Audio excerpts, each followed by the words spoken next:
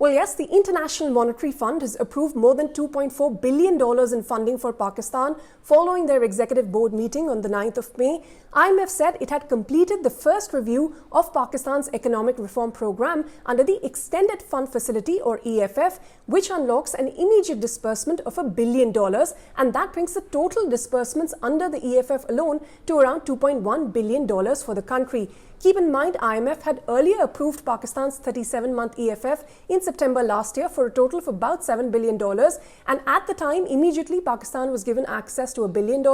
And now with the latest additional $1 billion under this, IMF has disbursed a total of around $2.1 billion in loans to Pakistan under the EFF. Now, alongside this, IMF has also approved a new $1.4 billion arrangement, which is under the Resilience and Sustainability Facility or RSF. That is designed to support Pakistan in addressing climate-related issues and disaster preparedness in general. Now, IMF said these loans were given because Pakistan had shown a strong program implementation. They were improving financing and external conditions for the country and a continued economic recovery.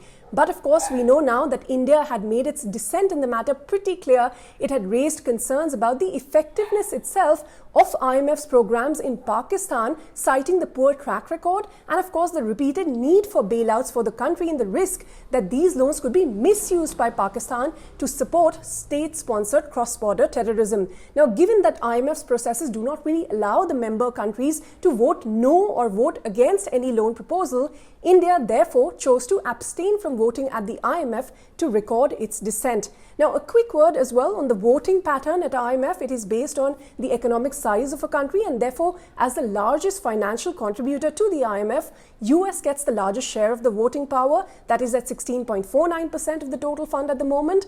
India, Bangladesh, Bhutan and Sri Lanka collectively get a 3.05% vote share only.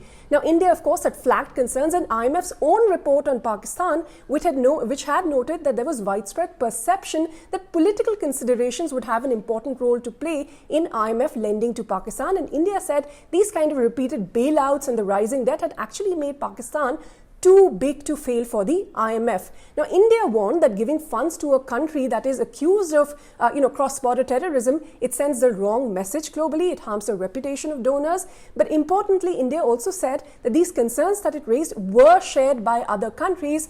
But the fact that IMF was limited by its own procedural and technical formalities, was a disappointing factor, implying that IMF merely looks at the financial aspects. In the case of EFF, for instance, a balance of payments problem for the country without accounting for a very critical factor, that is moral values.